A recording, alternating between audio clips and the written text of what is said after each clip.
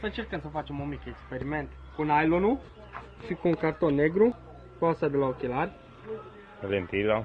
lentila de la ochelari, și acum să încercăm să vedem dacă ferinelul ăsta, așa să vedem, îl vezi? Da, Se vede? da. Cum îl...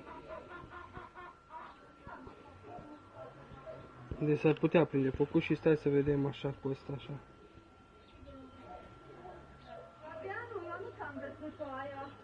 Bine. Nu ți-am găsit pe aia, nu mai Băi, vezi când ne strângi videoclipul. Vezi cum e să fum.